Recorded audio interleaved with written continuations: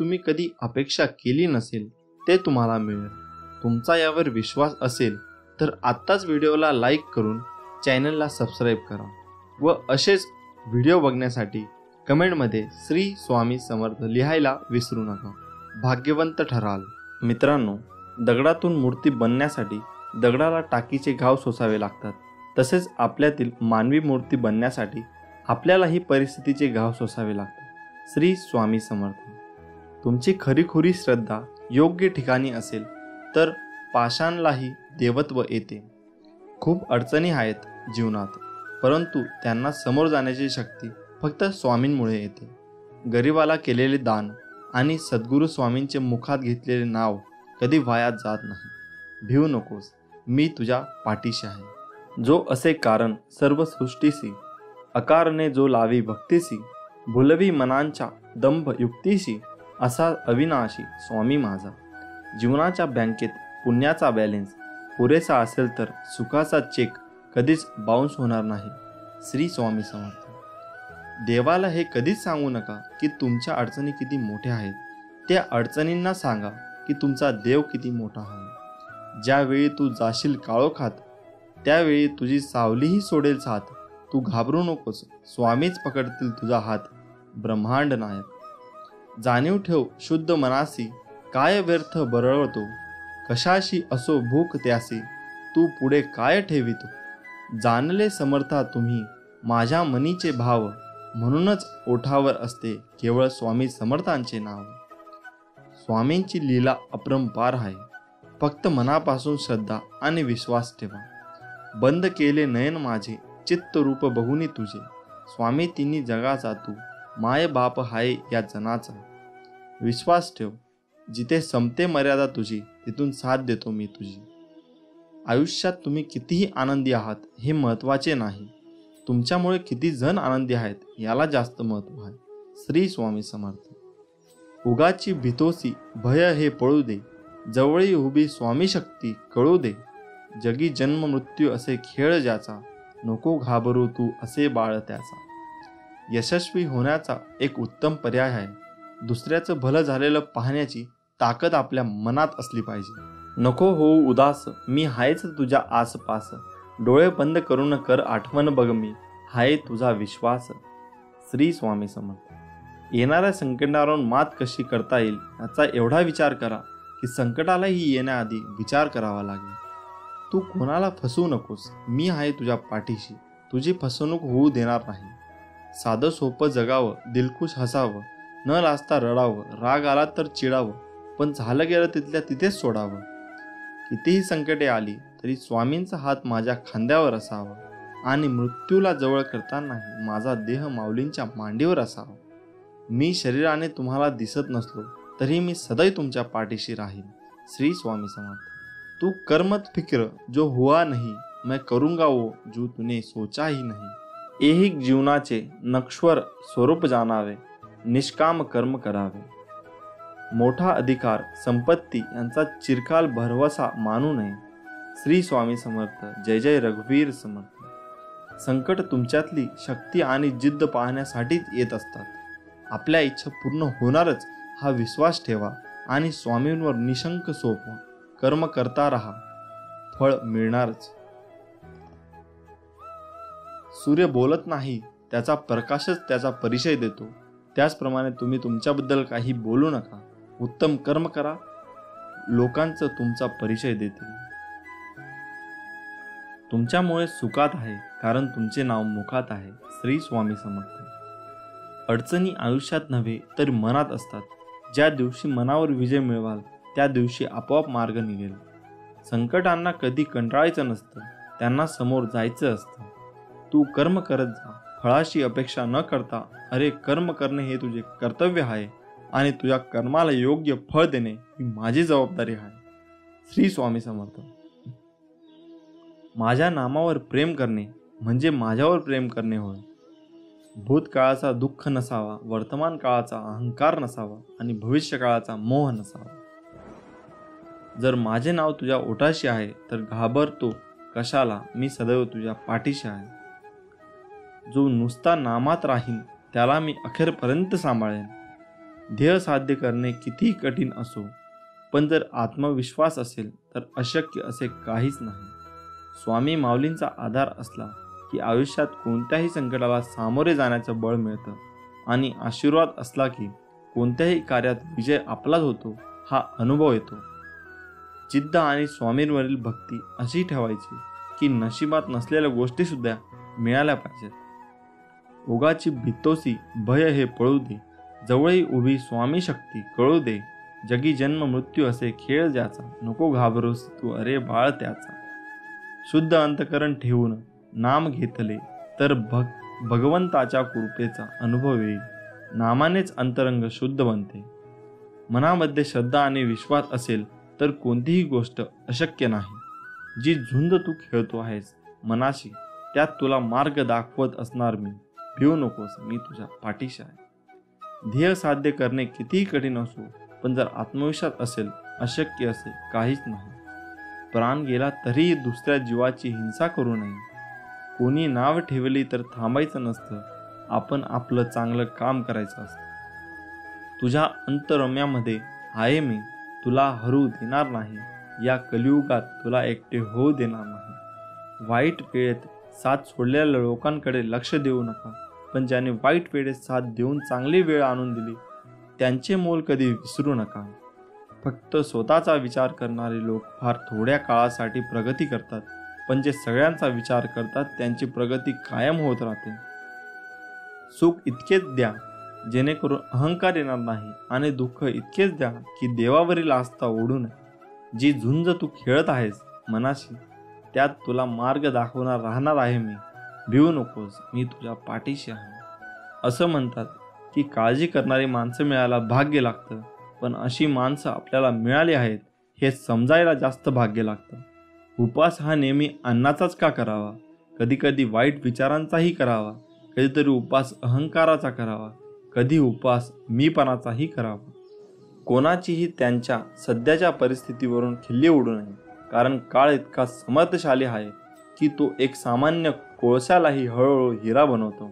आयुष्यात स्वामी आले, मन स्वामीमय झाले. मनाची भीती गेली, मन निशंक झाले. श्री दत्तात्रेय यांचे तिसरे अवतार म्हणून अक्कलकोटचे श्री स्वामी समर्थ मानले जातात. आपणाला आयुष्यात काही मिळवायचे असेल तर ती फक्त स्वामी कृपाच, दुसरं काहीही नको. ही खरी एक भावना अंतकरणात खोलवर रुजवावी, कारण तीच एकमेव शाश्वत सुखाच्या विसाव्याची जागा आहे. बाकी सर्व अशाश्वत असतं आणि म्हणूनच दुःखदायकही असतं. यासाठी स्वामी मला फक्त तुम्ही हवेत अशी तळमळ जीवाला लागली तरच स्वामींच्या अस्तित्वाची प्रचिती येत असते. आणि मग सुखदुःखासारख्या क्षुल्लक गोष्टींची बाधा स्वामी आपल्याला होऊनच देत नाहीत, कारण स्वामी माऊली म्हणजे साक्षात दत्तमूर्ती.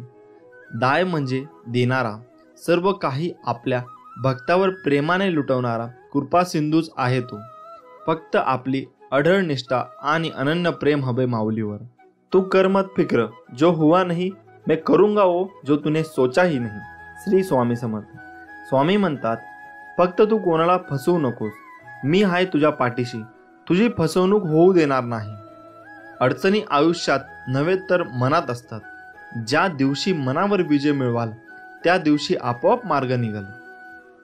जी झुंज तू खेळतो आहेस मनाशी, त्यात तुला मार्ग दाखवत असणार मी.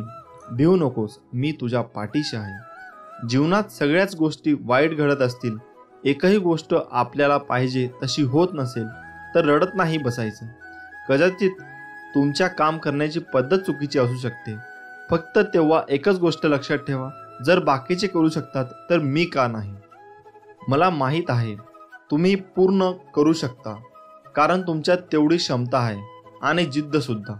आता तुम्ही चालू केलेली शर्यत तुम्ही संपवायची आहे, कारण लोक इथे तुमच्या हरण्याची वाट बघत आहे. असं म्हणतात की काळजी करणारी माणसं मिळायला भाग्य लागतं, पण अशी माणसं आपल्याला मिळाली आहेत हे समजायला जास्त भाग्य लागतं. विश्वास ठेव, अरे जो माझा हात पकडतो त्याला कधी कोणाचे पाय पकडायची गरज भासत नाही. कोण म्हणतं स्वामी दिसत नाही? स्वामी तर तेव्हा दिसतात जेव्हा कोणी दिसत नाही. श्री स्वामी समर्थ. माणूस विचार करतच असतो, पण ते विचार चांगले असावेत आणि त्याची दिशा चांगली असावी हे महत्त्वाचे. थोर व्यक्तींचे विचार हे आपल्याला जगण्याला एक प्रकारे दिशा देत असतात. श्री स्वामी समर्थ म्हणतात, उपवास हा नेहमी अन्नाचाच का करावा? कधी कधी वाईट विचारांचाही करावा, कधी कधी उपवास अहंकाराचा करावा, कधी कधी उपवास मीपणाचा करावा. आयुष्यात एक गोष्ट नेहमी लक्षात ठेवा, मीपणा सोडा, मोठे व्हाल. स्वामी म्हणतात, हृदयातल्या मंदिरात अंधार असेल तर घरातल्या देवारात दिवा लावून फायदा नसतो. जर तुम्ही स्वामींच्या या बोलण्यावर सहमत असाल तर कमेंट बॉक्समध्ये श्री स्वामी समर्थ नक्की लिहा. स्वामी म्हणतात, जर माझे नाव तुझ्या ओठाशी आहे तर घाबरतो कशाला? मी सदैव तुझ्या पाठीशी आहे. तुम्ही नाम घेता म्हणून मी तुमच्या मागे पुढे चालतो. नामानेच मन अंतकरणात प्रवेश करून स्थिर बनते. नामाने काळजी वाटणे नाहीसे होते, मग तळमळही आपोआप जाते. मृत्यूनंतर जे जे काढून घेतले जाईल तो संसार असेल, पण मृत्यूनंतर जे चितेच्या ज्वालासोबत लपटून घेईल ते तुमचे कर्म असेल आणि मी तुमच्यासोबत असेन. मी तुझ्या मदतीला सांगून नाही, न बोलता धावून येईन. फक्त माझ्यावर विश्वास ठेव. श्री स्वामी समर्थ. काळजी करू नको, खूप आयुष्य सुंदर आहे. बघण्याचा फक्त दृष्टिकोन बदल. नियत कितीही चांगली असू द्या, ही दुनिया आपल्या दिखाव्यावरून आपली किंमत ठरवत असते. आणि आपला दिखावा कितीही चांगला असू द्या, परमेश्वर आपली नियत ओळखून आपल्याला फळ देत असतो. आता तुम्ही कमेंट करून नक्की सांगा, आपल्याला नियत चांगली ठेवली पाहिजे की दिखावा? हातावरील रेषेत दडलेले भविष्य पाहू नका, तर त्याच्या हाताप्रमाणे प्रामाणिकपणे काम आणि मुखात स्वामी नाम राहू द्या. एक शब्द आहे नशीब, याच्याशी लढून बघा अन हरला नाही तर सांगा. अजून एक शब्द आहे स्वामी, आंतरत्याने बोलून तर बघा. मनासारखं नाही झालं तर सांगा. तुम्हाला स्वामींचा चमत्कार बघायचा असेल तर कमेंट बॉक्समध्ये स्वामी महाराज माझ्या मदतीला धावून या असे लिहून पहा. विभूती नमन नाम ध्यानादी तीर्थ स्वामींचं या पंच प्राणाभूतात हे तीर्थ घे. आठवी रे प्रचितीनं सोडेल, स्वामी घ्या घेई हाती. जेव्हा जेव्हा तुला माझी गरज असेल तेव्हा तेव्हा तुझ्यासाठी नक्कीच धाव येईन.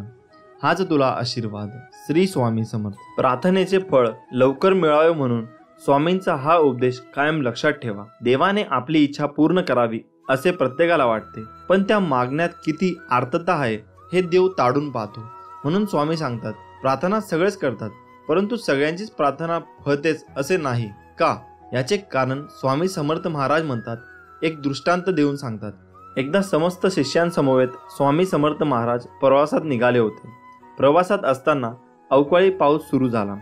स्वामींची सोबत असूनही सगळे बिथरले होते. सर्वांनी एका झाडाचा आश्रय घेतला.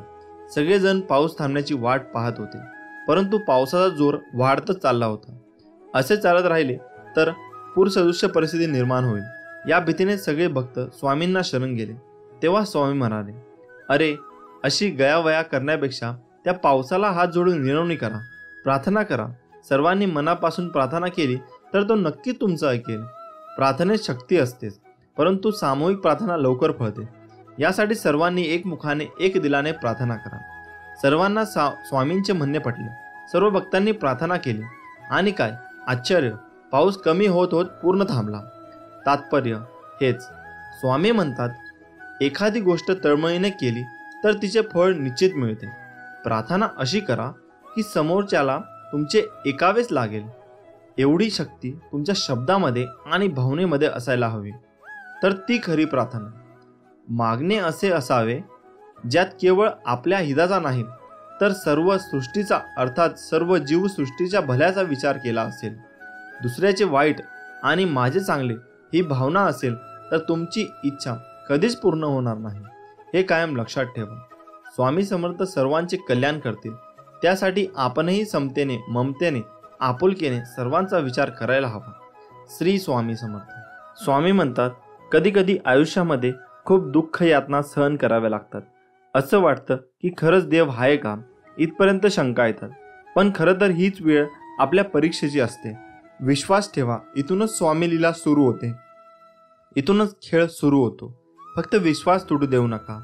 आई बाळाला हवेत भिरकवते, काही क्षण ते हवेतही असतं, पण ते हसत असतात, कारण त्याचा विश्वास असतो कोणी आहे जे आपल्याला पडू देणार नाही. तोच विश्वास तुमचा स्वामींवर हवा. कधी कधी वाटतं हे कसं होईल, हे शक्य आहे का? पण लक्षात ठेवा की तुम्ही तुमच्या बुद्धीच्या कुवतीवर शक्य आणि अशक्य ठरवता, पण स्वामींना या जगात अशक्य असे काहीच नाही. अशक्य ही शक्य करतील स्वामी. स्वामी तेच देतात जे तुमच्यासाठी योग्य आहे, फक्त तुमचा त्याच्यावर विश्वास पाहिजे. नमस्कार मित्रांनो, प्रत्येकाचे घर हे त्याच्या मनासारखे असायला हवे असे वाटते. प्रत्येकाला वाटते आपल्या घरात सुख, शांती, समृद्धी, सन्मानाने जगायला हवे. आपल्या घरात ऐश्वर्य प्राप्त होऊन आपले घर मस्त सुख समाधानाने हसून विनोदी असायला हवे. कधी कधी शेजाऱ्यांचे घर बांधून असे वाटते की त्यांच्या घरात एवढे भांडण का होत असेल, असे का वागत असतील, ते आपल्या घरात वाटत असेल. आणि तसेच जर आपल्या घरात झाले त्यावेळी आपल्याला खूप चिडचिड होते. घरात सारखी भांडणे होतात, कधी बायको तर कधी नवरा, तर कधी सासू सासरे, दीर जाव, तर कधी मुलांवर. आपल्या घरात चिडचिड व्हायला लागली तर आपल्याला शारीरिक आणि मानसिक त्रास होतो. घरात कोणी कोणाशी बोलत नाही, दिवसभर रागराग होतो. असे वाटते की कुठेतरी निघून जायला हवे. कशामुळे, कोणत्या कारणामुळे घरात कटकटी आणि भांडणे राहतात याची कारण आपण अजूनही समजू शकलो नाही. त्यामागे काही वास्तुशास्त्र दोष असतो का? आपण घरात चांगले वागायला कमी पडतो असे मनात विचार करू लागतो. असे वाटते या कटकटी आणि भांडणांपासून खूप दूर निघून जायला हवे.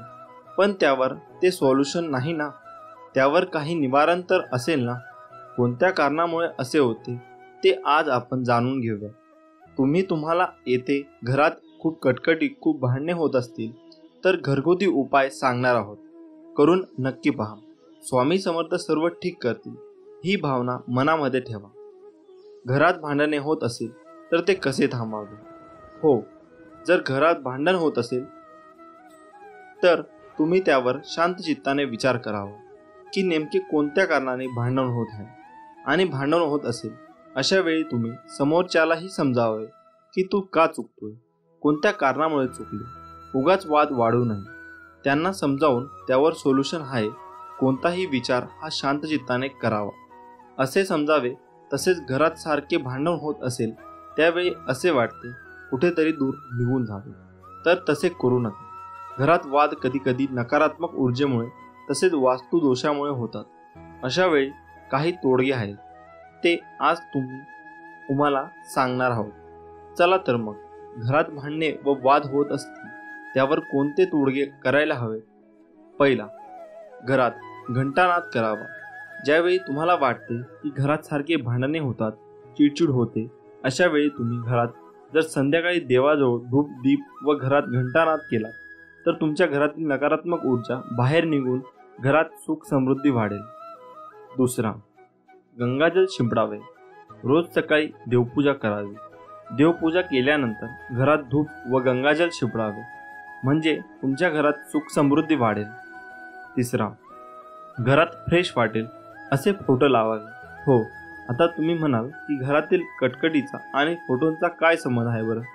तर हो, घरात जर तुम्ही देवी देवतांचे फोटो एकमेकांसमोर असेल अशा वेळी गृहकलेश होतो. तसेच घरामध्ये महाभारत रामायण युद्धाचे असे फोटो असल्यास घरात कटकटी होऊ शकतात. अशा वेळी तुम्ही ते फोटो लावू नयेत. तसेच तुम्ही घरात वाघ, चित्ता, कोल्हा, सिंह अशा प्राण्यांचे फोटो लावू नयेत. तसेच तुम्ही घरात निसर्गाचे, फुलांचे असे मन फ्रेश करणारे फोटो लावावे. बेडरूममध्ये राधाकृष्णाचा फोटो लावावे. राधाकृष्णाची जोडी तर आपल्याला माहीतच आहे, ते अतिशय गोड आणि सुख स्वाभाविक होते. जर तुमच्या घरात पती पत्नीमध्ये सारखे वाद होत असतील अशा वेळी जर तुमच्या बेडरूममध्ये तुम्ही राधाकृष्णांचा फोटो लावला तर तुम्हाला सुख समाधानकारक व नवरा बायकोमध्ये प्रेम वाढून वैवाहिक जीवनात भांडणे व कटकटी नष्ट होतील. घरात नटराजाच्या मूर्ती नसावी. अनेक जणांच्या घरात नटराजाची मूर्ती असते. नटराजाची मूर्ती म्हणजे शिवचा अवतार असतो. जसा शिव तांडव करतो तसेच घरात तांडव होतात, भांडणे होतात, कटकटी होतात. अशा वेळी तुम्ही घरात नटराजची मूर्ती नसावे. चौथा, बाथरूम किंवा टॉयलेटमधल्या खिडकीत वाटीमध्ये मिठाचे खडे ठेवावे. त्याने तुमच्या घरातील नकारात्मक ऊर्जा ही बाहेर येण्यास मदत मिळेल. हे मिठाचे खडे तुम्ही दर महिन्याला अमावस्या किंवा पौर्णिमेला बदलू शकता. त्याने तुमच्या घरातील कटकटी दूर होण्यास मदत मिळेल. पाचवे, सकाळ संध्याकाळ भक्तिगीते लावावीत. जर तुम्ही सकाळी उठल्यावर तुमच्या घरात भक्तिगीते व संध्याकाळी भक्तिगीते लावली तर तुमच्या झोपेतून उठल्यावर जे अशुद्ध विचार असतात ते बाहेर निघतात. तुमच्या मनात फ्रेश वातावरण निर्माण होते आणि घरात कटकटी भांडणे होत नाही. तुमचे मन हे भक्तिगीतांवर राहते. 6. कापूर जाळावा. तुम्ही घरात संध्याकाळी व सकाळी कापूरदानीमध्ये कापूर जाळला तर तुमच्या घरात फ्रेश वातावरण राहील. तुमच्या घरात वास्तुदोष यामुळे जी नकारात्मक ऊर्जा असते ती बाहेर निघण्यास मदत मिळते व घरात सुख शांती समाधान राहते. तसेच आठवड्यातून एकदा गार्डनमध्ये किंवा मंदिरात किंवा बाहेर फिरायला जावे. जर बाहेर फिरायला जायला जमत नसेल तर संध्याकाळी रात्रीच्या वेळी तुम्ही 7 पावले फिरायला जावे. त्यामुळे घरातील लोकांचे मन हे चांगले होतात आणि भांडण व वाद होत नाही. तसेच घरात सगळ्यांनी मेडिटेशन करायला हवे, योग करायला हवे, म्हणजे हळूहळू तुमच्या मनातील चिडचिड ही कमी होत जाते. तसेच सगळ्यांनी सकाळी उठून ओमचा उच्चार करायला हवा. ओमचा उच्चार केल्यामुळे तुमच्या मनातील सगळी नकारात्मक ऊर्जा बाहेर पडते व ती बाहेर निघायला मदत होते. मित्रांनो, हे उपाय तुम्ही नक्कीच करून पहा, तुम्हाला खूप फरक जाणवेल. श्री स्वामी समर्थ. मित्रांनो, जीवनात शांती कोणाला नको असते. काही नोकरीमुळे, काही पैशाअभावी नाराज असतात. तुमच्या परिश्रमात कोणतीही कमतरता असू शकत नाही. मात्र काहीतरी वेगळेच अडथळा निर्माण होत असतील तर त्यांच्यावर काही उपाय करून तुम्ही सर्व समस्यांपासून मुक्त होऊ शकता. किचन हे फक्त स्वयंपाक करण्याची जागा नाही, तर तिथे अशा अनेक गोष्टी आहेत ज्यामुळे तुम्हाला आरोग्य तर मिळतेच, पण वास्तू आणि ज्योतिषशास्त्रातही त्यांचे विशेष महत्त्व आहे. लवंग ही यापैकी एक गोष्ट आहे. पूजेपासून मसाला म्हणूनही त्याचा वापर केला जातो. लवंग संदर्भात ज्योतिषशास्त्रात काही सोपे उपाय सांगण्यात आले आहेत ज्यांचा उपयोग करून तुम्ही तुमची हॉबीज किंवा इतर समस्या दूर करू शकता. ह्या उपायांमुळे घरात सुख समृद्धीही येते. लवंगासह कापूर जाळणे देखील खूप शुभ मानले जाते. दोन्ही एकत्र जाळल्याने घरात सुख शांती येते. नकारात्मक ऊर्जा तुमच्या घराचा पत्ताही विसरते. आता जाणून घ्या कापूर आणि लवंगाचे सोपे उपाय. 1. विरोधकांना अशा प्रकारे मात द्या. जर शत्रूंनी तुमचे जीवन हराम केले असेल तर मंगळवारी बजरंग बाण म्हणा. यानंतर 5 लवंगा कापूर जाळून हनुमंतांची पूजा करा. उरलेल्या राखेने कपाळावर तिलक लावावा. असे केल्याने शत्रू आपोआपच बाजूला होईल असा विश्वास आहे. 2. आर्थिक लाभ होईल. रात्री झोपण्यापूर्वी चांदीची वाटी घ्या. त्यात कापूर आणि लवंग एकत्र जाळून टाका. असे मानले जाते की यामुळे घरात पैशाची कमतरता नसते आणि तुम्हाला अचानक आर्थिक लाभ मिळू लागतो. दुसरा उपाय म्हणजे लाल कापड्यात 5 लवंगा आणि 5 कवड्या बांधा.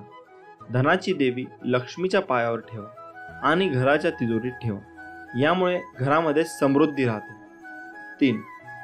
घरात सुख शांती नांदेल. रोज घरामध्ये कापूर जाळून त्याचा धूर संपूर्ण घरात करावा. यामुळे घरगुती कलह दूर होऊ शकतो. त्याचबरोबर कुटुंबातील समस्यामध्येही प्रेम टिकून राहते. आजारपण घरचा रस्ता विसरतात. घराच्या शांतीसाठी हा उपाय खूप प्रभावी मानला जातो. 4. नकारात्मक ऊर्जा दूर करा. एका वाडगा घ्या.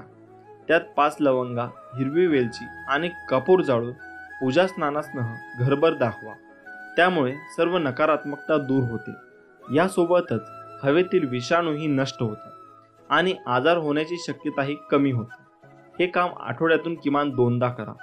श्री स्वामी समर्थ. झालेली सेवा स्वामीचरणी अर्पण करून आजचा व्हिडिओ इथेच थांबवत पुन्हा भेटूया एका नवीन व्हिडिओमध्ये. श्री स्वामी समर्थ. जय जय स्वामी समर्थ. धन्यवाद.